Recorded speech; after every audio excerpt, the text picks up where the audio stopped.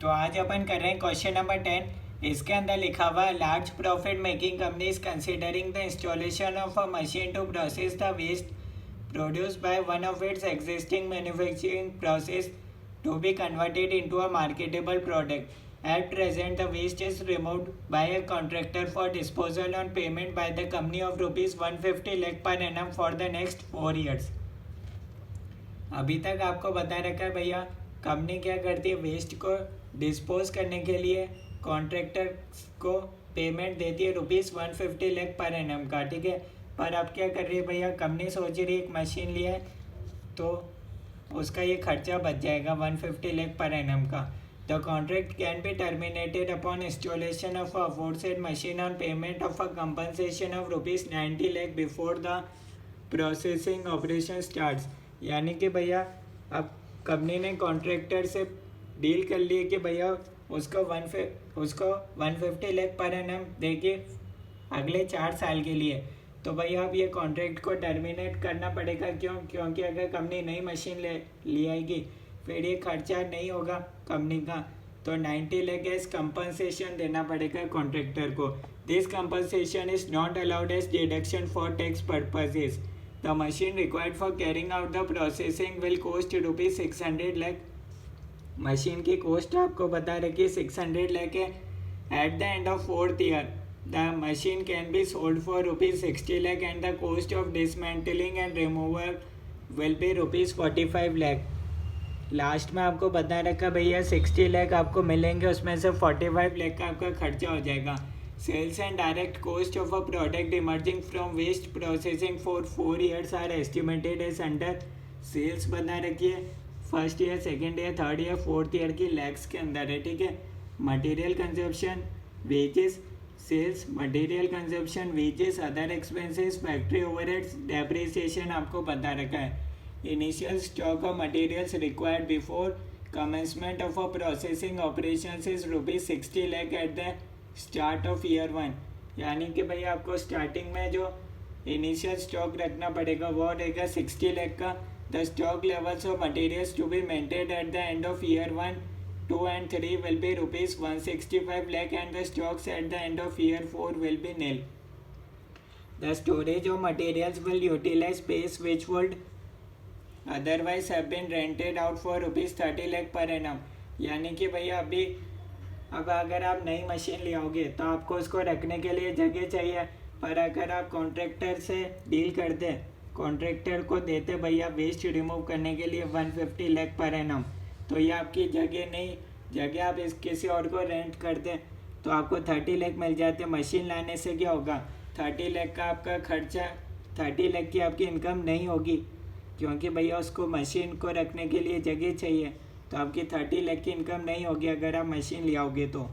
Labour cost include wages of 40 workers whose transfer to this process will reduce idle time payments of ₹45 lakh in the year 1 and 30 lakh in the year 2. Factory overheads include apportionment of general factory overheads except to the extent of insurance charges of ₹90 lakh per annum payable on this venture. Insurance की cost आपको बता रखी है. The company's tax rate is 30%. Consider cost of capital at the rate of 14%.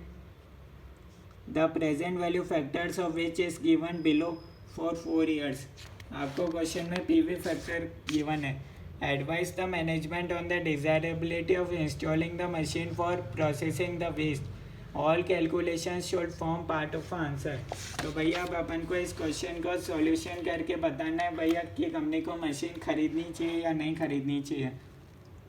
यह है question number 10, ठीक है. तो अपन देख रहे हैं भैया क्वेश्चन नंबर 10 का सॉल्यूशन. इसके अंदर सबसे पहले अपन निकालेंगे initial investment. Cost of new assets कितना होगा. नई मशीन की कॉस्ट है भैया ₹600 लाख. यहाँ लिख रखा है भैया ₹600 lakh plus investment in working capital. आपको स्टॉक के अंदर भी स्टार्टिंग में इन्वेस्टमेंट करना पड़ेगा. कितना रहेगा, ₹60 लाख का. तो ये आपके पास प्लस कंपनसेशन भी आपको देना पड़ेगा कॉन्ट्रैक्टर को क्योंकि आप मशीन ला रहे हो. तो अब वेस्ट रिमूव करने की ज़रूरत नहीं पड़ेगी तो ₹90 का आपका और खर्चा होगा, तो टोटल आपका इनिशियल इन्वेस्टमेंट हो जाएगा ₹750 अब अपन निकालेंगे एनुअल कैश फ्लो, ठीक है। 4 साल का निकालेंगे, first year, second year, third year और फोर्थ ईयर, ठीक है। सबसे पहले क्वेश्चन में गिवन है भैया सेल्स 966 1254 1254 ये गिवन है, ठीक है। यहाँ तक समझ में आया? कोई डाउट है तो आप बता सकते हो, अभी तक कोई चीज़ समझ में नहीं आई हो तो बता सकते हो, ठीक है। तो अब अपना अब सेल्स में से अब अपन माइनस करेंगे लॉस ऑफ रेंट। मैंने बताया था आपकी रेंट की इनकम नहीं होगी क्योंकि आप मशीन ला रहे हो, तो ठीक है।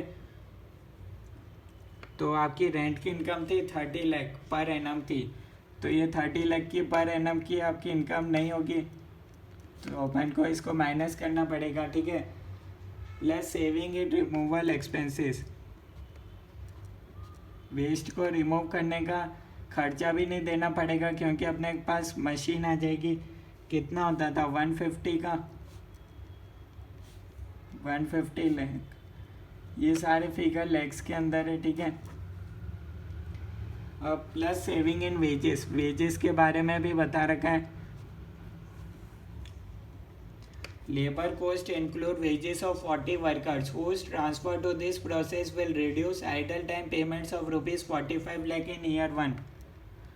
45 लाख का आपका सेविंग हो जाएगा, 30 लाख इन ईयर 2। ये इतना दे रखा है, ठीक है। यहाँ तक कोई डाउट है तो बता सकते हो, हर एक चीज़ समझ में आनी चाहिए। माइनस मटेरियल, अब भैया मशीन ला रहे हो तो आपके ये एक्स्ट्रा खर्चे भी होंगे। इमर्जिंग फॉर्म, यहाँ आपको मटेरियल कंजप्शन दे रखा है 90 120, जो आपको एक्स्ट्रा खर्चे होंगे उसको अपन माइनस कर देंगे 255 255।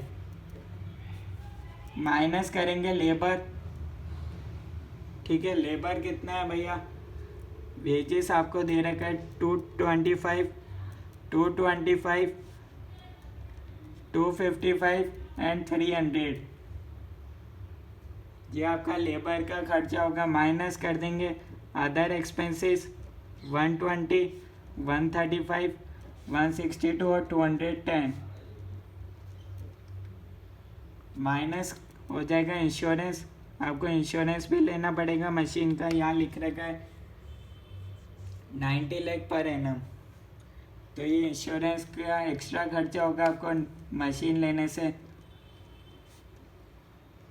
माइनस कर देंगे डेप्रिसिएशन, डेप्रिसिएशन कितना होगा भैया अपन को ये देखना पड़ेगा। टोटल भैया कॉस्ट है भैया ₹600 लाख की मशीन है, इसमें से आपको मिलेगा भैया 60 लाख मिल जाएगा, ठीक है। लाइफ ऑफ मशीन है 4 ईयर्स।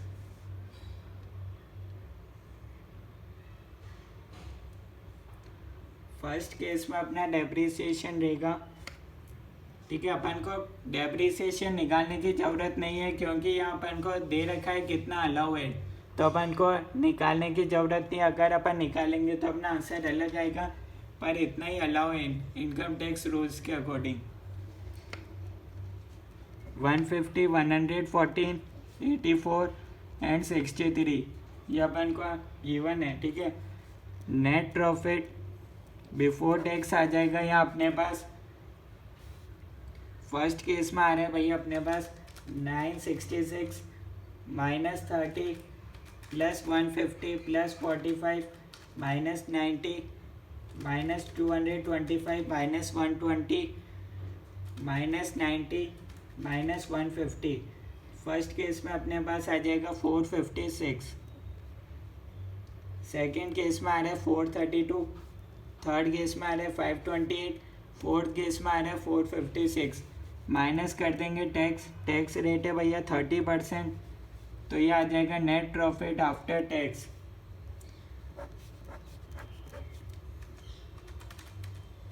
तो ये अपने पास आ रहा है 136.8, तो ये अपने पास आ जाएगा 319.2। ऐसे 432 का 30%, 129.6, 302.4, 528 का 30%, 158.4,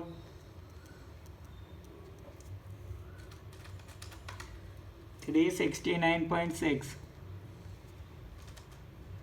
456 का 30%, 136.8,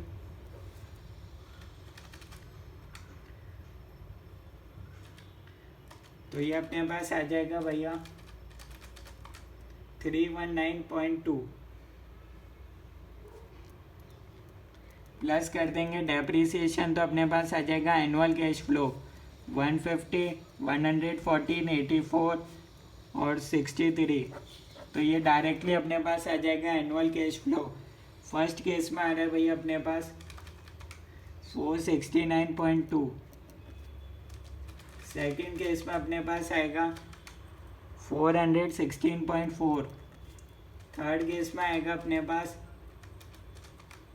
453.6, 319.2 प्लस 63, 382.2। यहाँ तक आपको कोई डाउट है तो आप बता सकते हो, कोई चीज़ समझ में नहीं आई हो तो बता सकते हो। अब आपको दे रखा है भैया, यहाँ आपको दे रखा है एक line, the stock levels of materials to be maintained at the end of year 1, 2 and 3 will be 165 lakh. अभी तक अपने पास स्टार्टिंग में तो मेंटेन था 60 लाख का, पर आपको मेंटेन करना रहेगा 165 लाख का। तो 165 माइनस करेंगे 60, तो अपन को भैया 105 का और मेंटेन करना पड़ेगा स्टॉक। तो ये हो जाएगा एडिशनल इन्वेस्टमेंट इन स्टॉक। तो इसके बाद अपना आएगा 364.2, फिर इसके आगे सेम ही रहेगा क्योंकि एक बार अपन ने इन्वेस्टमेंट कर दिया 60 प्लस 105 का, तो अगले साल भी कोई सेम ही रहेगा, कोई चेंज हुआ नहीं, ऐसा कोई क्वेश्चन ने बोला नहीं है। यहाँ तक आपको कोई डाउट है तो आप बता सकते हो। अब अपन निकालेंगे टर्मिनल कैश फ्लो कितना होगा। न्यू एसेट्स का अपन देख लेते हैं भैया, स्क्रैप वैल्यू कितना मिलेगा अपन को, 60 लाख का मिलना था, यहाँ लिख रखा है 60 लाख का, पर माइनस करेंगे 45 लाख आपके खर्च हो जाएंगे cost of dismantling and removal में। तो अपने पास बचेगा ₹15 लाख की स्क्रैप वैल्यू, इतना ही बचेगा, प्लस वर्किंग कैपिटल और यानी कि स्टॉक अपने पास बच जाएगा। स्टॉक कितना बच जाएगा, 105 प्लस 60, 165 लाख का स्टॉक, ठीक है। क्योंकि भैया बोल रखा है भैया लास्ट में at the end of year 4 will be nil, यानी कि ये अपन को मिल जाएगा ताकि अपने पास नील हो जाएगा, ठीक है। तो ये टोटल अपने पास हो जाएगा 165 प्लस 15 ₹180 लाख। अब अपन को निकालना रहेगा एनपीवी। ईयर अपने पास कितने हैं, 4 ईयर। यहाँ अपने पास आ जाएगा annual cash flow. First case में 364.2, 416.4, 453.6, 382.2। यहाँ अपने अपन पीवी फैक्टर क्वेश्चन में दे रखा है एट द रेट ऑफ 14%, 0.877, 0.769, 0.764, 0.592। यहाँ से अपने पास आ जाएगा प्रेजेंट वैल्यू, दोनों को मल्टीप्लाई कर दो, 319.40, 319.98, 305.305.72।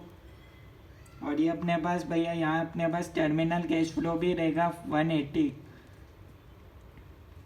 तो ये इसकी भी प्रेजेंट वैल्यू 4th ईयर की रहेगी क्योंकि eight the end of 4th year की बात हो रही है। तो ये अपने पास हो जाएगा भैया 382.2 प्लस 180 इंटू 0.592, तो ये अपने पास आ जाएगा 332.82 दोनों की मिला के। टोटल कितने आ रहे हैं अपने पास, 1171.36। ये अपने पास आ गया 1171.36 में से माइनस कर देंगे इनिशियल इन्वेस्टमेंट को।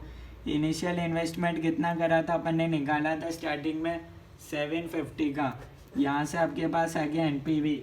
एनपीवी कितना आ रहा है 527। 527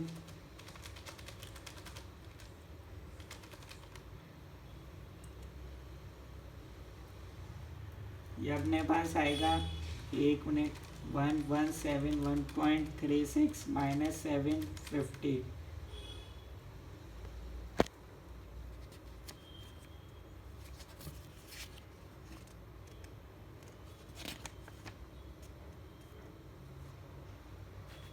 इसकी टोटल अपने पास आनी चाहिए 319.40 प्लस 319.98 305.72 प्लस 332.82। ये अपने पास टोटल में आ रहा है 1277.92। ठीक है, टोटल सही कर लेना भैया कैलकुलेशन में थोड़ा माइनस 750 527.92 आना चाहिए आंसर। तो एनपीवी पॉजिटिव है तो अपन को एक्सेप्ट कर लेना चाहिए प्रोजेक्ट को, यानी कि भैया नई मशीन ले आनी चाहिए। ठीक है, तो ये था इस क्वेश्चन का सॉल्यूशन। कोई डाउट है तो आप कमेंट्स में बता सकते हो।